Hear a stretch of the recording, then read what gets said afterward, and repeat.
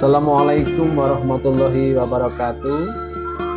Saya Eko Prianto, Kepala Madrasah Ibtidaiyah Terpadu Umi Lubuk Linggau, ingin menyampaikan satu buah kasus yang terjadi di madrasah kami, yaitu ada seorang siswa kami yang saat ini duduk di bangku kelas 6, di mana siswa kami ini adalah siswa yang mempunyai prestasi belajar yang sangat rendah.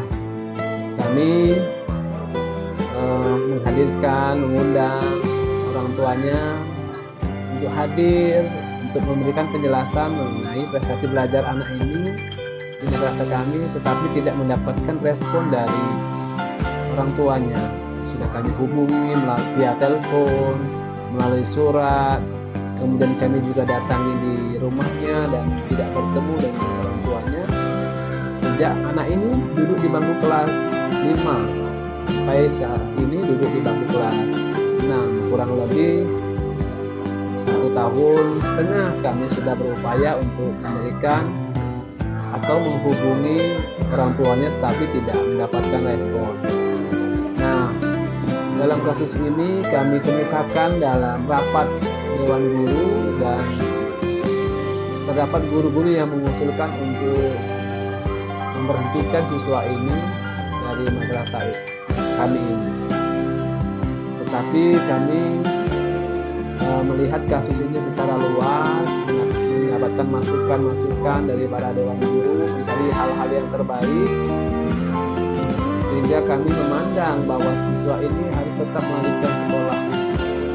Keadaan apapun dia harus tetap sekolah, harus tetap bisa menyelesaikan pendidikan di madrasah ini. Oleh sebab itu, meskipun anak ini mempunyai prestasi yang rendah, kemudian sampai biaya sekolah pun tidak dibayarkan, maka keputusan kami akhir adalah tetap anak ini bisa sekolah di madrasah kami ini sampai selesai. Dengan keputusan ini kami anggap inilah keputusan terbaik, meskipun di sisi lain orang tuanya tidak memiliki respon terhadap kami madrasah, tetapi anak ini tetap harus belajar, tetap harus menempuh pendidikan sampai akhir di madrasah kami ini. Inilah kasus yang terjadi di madrasah kami, dan kami akhiri. Assalamualaikum warahmatullahi wabarakatuh. Baiklah teman-teman semua, hari ini saya akan membuat tugas demonstrasi kontekstual saya modul 3.1, yaitu tentang pengambilan keputusan berbasis nilai kebajikan dalam konteks kepemimpinan. Dan hari ini alhamdulillah saya mendapat kesempatan untuk mewawancarai salah satu kepala sekolah di Kota Lubuk Linggau, yaitu Bapak Eko Prianto SPDI. Selamat pagi Bapak. Selamat pagi. Bapak Eko ini adalah kepala sekolah dari Madrasah Ibtidaiyah Umi di Kota Lubuk Linggau. Baik Bapak, apa kita langsung mulai? Ya, boleh, silakan. Ini tentang dilema etika dan bujukan moral ya Pak ya. Di sini saya mempunyai beberapa pertanyaan. Pertanyaan pertama, selama ini bagaimana Bapak dapat mengidentifikasi kasus-kasus yang merupakan dilema etika atau bujukan moral di sekolah yang Bapak pimpin? Ya, baik. Yang pertama adalah kita mempelajari kasusnya terlebih dahulu, ya. Apakah kasus ini adalah kaitannya dengan dilema etika? Nah, apabila kita sudah menunjukkan bahwasanya memang kasus ini adalah dilema etika, maka selanjutnya sebagai dasar untuk pengambilan keputusan bagaimana dalam penyelesaian kasus ini. Dan juga selama ini bagaimana Bapak menjalankan pengambilan keputusan di sekolah Bapak, terutama untuk kasus-kasus di mana ada dua kepentingan yang sama-sama benar atau sama-sama mengandung nilai kebajikan. Ya, kami melihatnya dari kasus itu mana yang manfaat atau kebaikannya itu lebih dominan dibandingkan mudaratnya. Dengan seperti itu, nilai kebaikan yang lebih tinggi itulah yang akan kami pilih dalam pengambilan keputusan. Bagaimana langkah-langkah dan prosedur seperti yang Bapak biasa lakukan selama ini, Pak?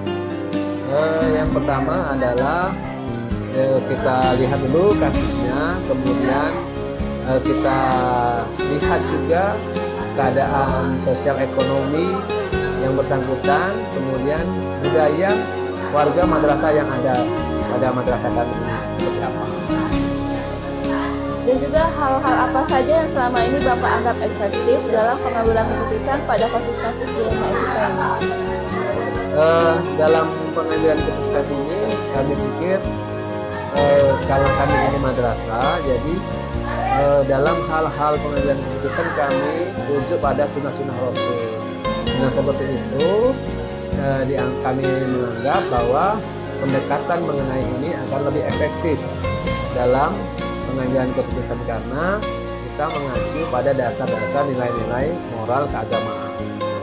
Tantangannya sendiri gimana? Tantangan dalam pengambilan keputusan pada kasus-kasus dilema etika ini? Tantangannya ya dalam pengambilan keputusan ini yaitu adalah kebenaran yang sama-sama benar itu, Bu. Yang mana etikanya sama-sama beretika benar dan kita dalam pengambilan keputusan harus tepat dalam pengambilan keputusan itu. Yang mempunyai nilai kebajikan yang lebih baik lagi gitu Pak ya? Iya betul. Dan bagaimana apakah Bapak memiliki sebuah tata krama atau jadwal tertentu dalam sebuah penyelesaian kasus dilema etika ini, dan apakah Bapak langsung menyelesaikan di tempat atau memiliki sebuah jadwal untuk penyelesaiannya? Bentuk dan prosedur seperti apa yang Bapak jalankan? Baik, dalam hal ini, dalam misalnya kasus ini kami langsung menyelesaikan kasus ini di tempat. Apabila terjadi permasalahan, kita hadirkan yang pihak-pihak yang terlibat dalam kasus ini, kemudian kita mencari informasi dan langsung menentukan keputusan yang diambil dalam penyelesaian kasus ini. Dan adakah seseorang atau faktor-faktor yang selama ini mempermudah atau membantu Bapak dalam pengambilan keputusan dalam kasus-kasus dilema ini? Ya, kami di madrasah ini mempunyai guru-guru yang kami rangkul untuk dalam penyelesaian keputusan ini. Jadi keputusan ini didasarkan masukan juga dari para guru-guru, kemudian baru kita ambil keputusan yang terbaik. Dari semua hal yang Bapak sampaikan, itu tuh ada pelajaran apa yang dapat Bapak petik di pengalaman dan dalam pengambilan keputusan dilema etika? Ya, baik. Yang pertama adalah kita harus cermat terlebih dahulu dalam memandang kasus yang dalam dilema etika ini. Jadi harus cermat terlebih dahulu. Kemudian yang kedua dalam pengambilan keputusan juga melihat kondisi budaya warga madrasahnya seperti apa. Nah, dengan seperti itu, insya Allah keputusannya diambil ini tepat dan memberikan manfaat yang baik kepada semua warga madrasah. Itulah teman-teman ya, hasil dari konsultasi saya dengan Bapak Eko Priyato SPDI, Kepala Sekolah Madrasah SD Jaya ini. Semoga apa yang disampaikan Bapak Eko menjadi pelajaran bagi kita semua. Wassalamualaikum warahmatullahi wabarakatuh.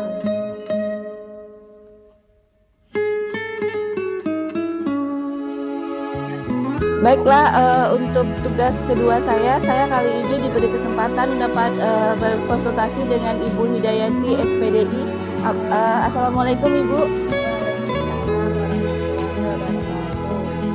Sebelumnya saya mengucapkan terima kasih banyak atas waktu yang sudah Ibu berikan untuk melakukan wawancara bersama saya untuk tugas demonstrasi kontekstual saya. Kegiatan wawancara ini berkaitan dengan materi modul CGP tentang pengambilan keputusan berbasis nilai-nilai kebajikan sebagai pemimpin. Sebelum kita melangkah pada pertanyaan-pertanyaan yang akan saya tanyakan kepada Ibu, bolehkah saya menyampaikan maksud dan tujuan dari wawancara kita kali ini? Boleh? Kegiatan ini bertujuan untuk berbagi pengalaman dan pengetahuan tentang dilema etika atau bujukan moral yang pernah Ibu alamin di sekolah yang Ibu pimpin. Seringkali kita bingung membedakan kasus yang kita alami itu termasuk dalam dilema etika atau bujukan moral. Dilema etika sendiri itu adalah benar melawan benar yang merupakan situasi sulit di mana seseorang harus menentukan pilihan yang secara moral keduanya benar tapi bertentangan dalam pengambilan keputusan. Sedangkan bujukan moral itu antara benar dan salah adalah situasi ketika seseorang harus menentukan keputusan antara benar dan juga salah. Pertanyaan yang pertama kita mulai langsung ya Bu ya. Selama Ibu menjabat sebagai kepala sekolah di SD Negeri 29 ini, pernahkah Ibu mengalami atau berada dalam sebuah kasus atau situasi yang termasuk dalam dilema etika atau rujukan moral? Ya, saya pernah mengalami sebuah kasus di sekolah ini. Kalau boleh Ibu cerita atau gambaran garis besar dari kasus yang pernah Ibu alami.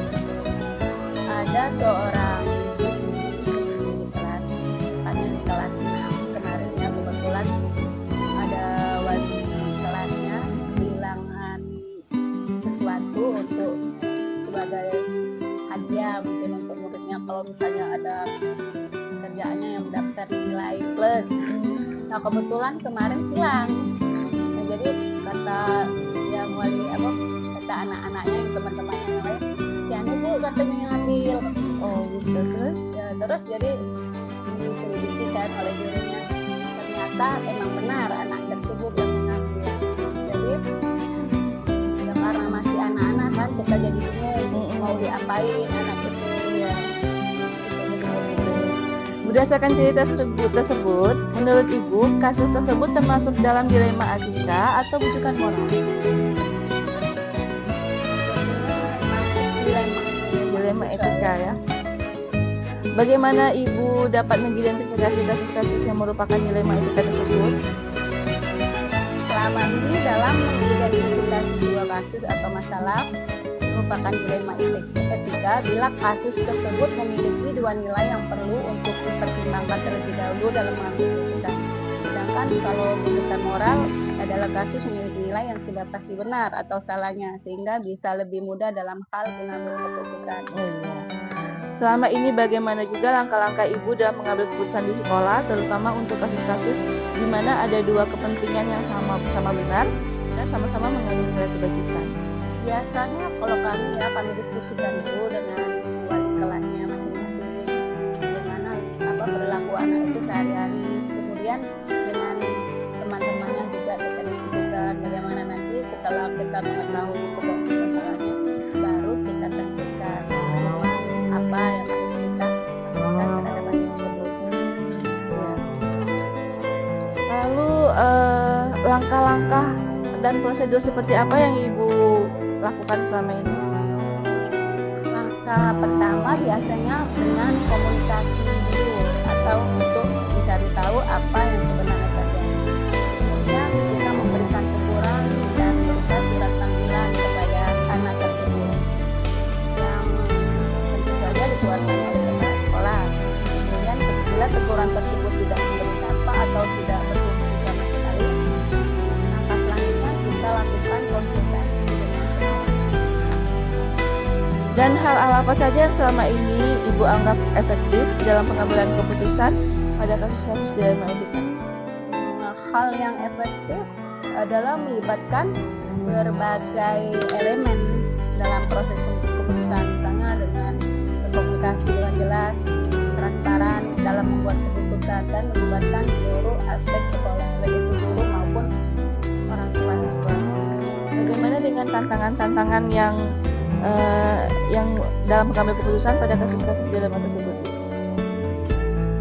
Tantangan dalam kasus ini terjadi karena sulitnya komunikasi dengan wali murid atau dengan orang tua siswa. Biasanya kan orang tua siswa tuh agak susah kalau anaknya disuruh ke sekolah kan. Kadang-kadang tuh anaknya ada surat dari guru itu tidak disampaikan. Apakah Ibu memiliki sebuah jadwal tertentu dalam sebuah penyelesaian kasus dilema etika ini dan langsung di tempat menyelesaikannya? Biasanya tidak ada jadwal tersendiri. Tergantung misalnya kalau ada kejadian kan langsung kita selesaikan, kita panggil gurunya, wali kelasnya dan orang tua. Berarti langsung di tempat ya Bu ya. Bentuk atau prosedur seperti apa yang Ibu jalankan untuk menyelesaikan? Prosedur yang kami lakukan yaitu berbeda-beda tergantung tingkat kesulitan dari kasusnya. Dan adakah seseorang atau faktor-faktor yang mempermudah atau membantu Ibu dalam menyelesaikan kasus ini? Faktor yang mempermudah ya karena adanya kerjasama antara guru-guru dengan kepala sekolah, juga antar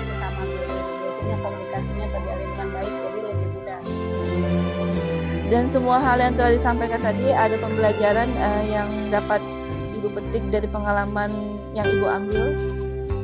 Kalau pengalamannya biasanya itu seorang pemimpin itu harus tegas dalam mengambil keputusan, kemudian tidak harus langsung menunjuk kesalahan orang lain. Kita harus mencari tahu dulu dari kejadian itu sebenarnya apa yang terjadi.